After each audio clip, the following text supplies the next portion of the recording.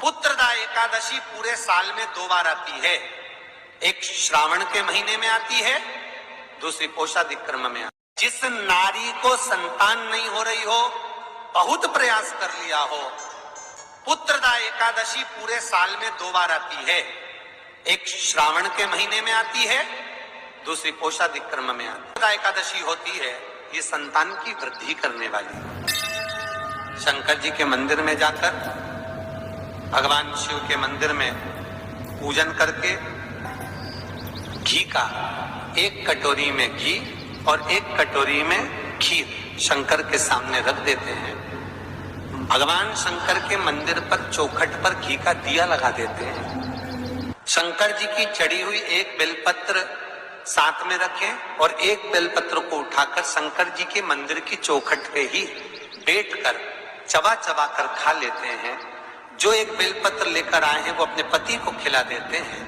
कहते हैं पुत्रदा एकादशी के दिन ये कर लेने पर संतान की प्राप्ति हो जाती है, पुत्र की प्राप्ति हो जाती है। जैसे एक संतान हो जाती है, मान लो एक बच्चा हो गया, एक संतान हो गई, और एक संतान होने के बाद में दूसरी संतान हो ही नहीं रही। किसी को 10 साल हो गए, किसी को 8 साल हो गए, किसी को 5 साल हो गए, किसी को 6 साल हो गए, किसी को 9 साल हो गए, किसी को 12 साल हो गए, दूसरी संतान हो ही नहीं रही। आपने डॉक्टरों को भी दिखाया, इलाज भी करवाया, फिर भी संतान का सुख नहीं है। तो शिव महापुराण में बेलपत्र के वृक्ष का बड़ा सुंदर भाव कहा। जिसको संतान का सुख नहीं है उसको सफेद आंकड़े की जड़ का प्रयोग करना चाहिए। और जिसके घर में एक संतान हो चुकी है और दूसरी संतान नहीं हो रही है, 8 साल, 10 साल, 15 साल, 20 साल, 22 साल हो गए और दूसरी संतान का अगर सुख नहीं है, तो उसके लिए बेलपत्री के वृक्ष के नीचे का एक भाव बड़ा सुंदर कहा गया। किसी भी सोमवार से आप ये प्रयोग करना प्रारंभ कर सकते। 11 रुद्र होते हैं, 11 रुद्र होते हैं। एक सोमवार को बेलपत्री के वृक्ष के नीचे जाइए और बेलपत्र के वृक्ष के नीचे जाकर एक एक रुद्र का स्मरण करें।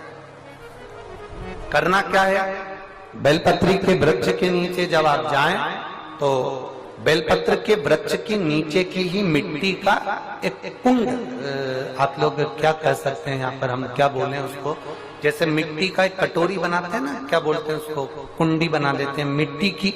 बेलपत्री के वृक्ष के नीचे की ही मिट्टी, उसी मिट्टी का एक छोटा सा एक कुंडा बना दो उसको मिट्टी का। जितने लोग आस्था चैनल पर सुन रहे हैं, जितने लोग फेसबुक यूट्यूब पर श्रवण कर रहे हैं, बड़े ध्यान से सुनिएगा, सावधान। मिट्टी की कुंडी बनाई, उस कुंडी में जल समर्पित कर दिया और जल चढ़ाने के बाद में एक घी का दिया लगाकर वहीं पर थोड़ा सा मीठा, कुछ भी जो आपके पास में हो, घर में जो भी उस समय पर आपके साथ में हो, या तो दूध घर का मीठा हो, जैसे मावे का, खोए का हो या खीर हो, तो वहीं पर एक कटोरी में थोड़ा सा रख दीजिए और उस कुंडी में जो जल चढ़ाया गया है वहां पर उस बेलपत्री के वृक्ष के नीचे भगवान शंकर के 11 जो रुद्र हैं उसमें से एक एक रुद्र का आपको स्मरण करना। 11 रुद्र का नाम क्या है, तो पहले नंबर पर आता है कपाली, दूसरे नंबर पर आता है पिंडर, तीसरे नंबर पर आता है भीम, चौथे नंबर पर आता है विरूपाक्ष,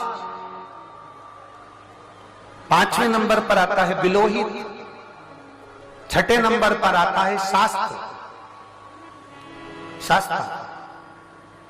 7वें नंबर पर आता है अजपात, 8वें नंबर पर आता है अहिष्णु, और 9वें नंबर पर आता है शंभु, 10वें नंबर पर आता है चंड और 11वें नंबर पर आता है भव।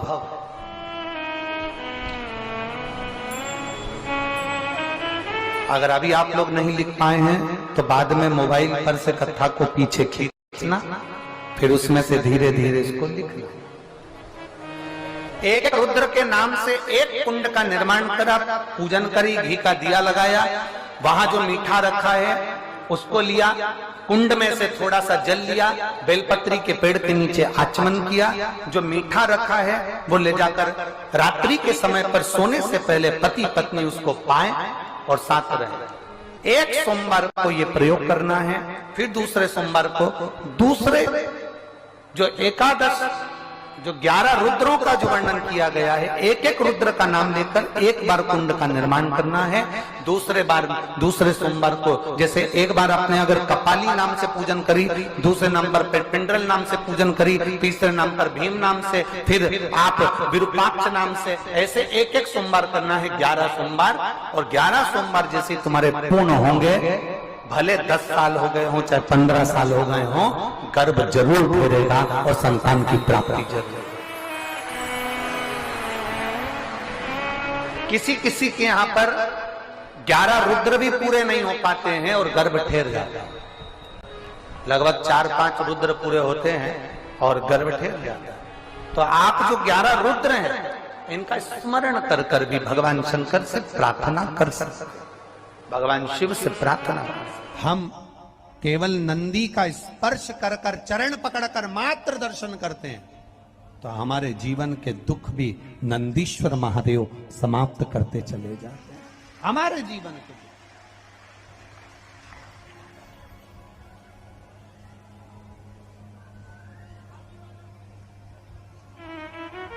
नंदी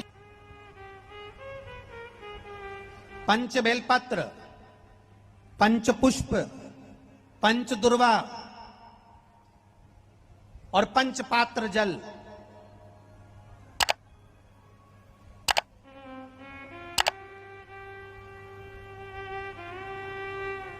पांच पुष्प, 5 बेलपत्र, 5 दुर्वा और 5 पात्र, मतलब 5 लोटा, जम के बोलो, जल। ये कोई साधारण नहीं है। पंच बेलपत्र के साथ, पंच पुष्प के साथ, पंच दुर्वा के साथ, पंच पात्र जल के साथ, ये सहजता नहीं है। बहुत ध्यान दीजिएगा, बहुत।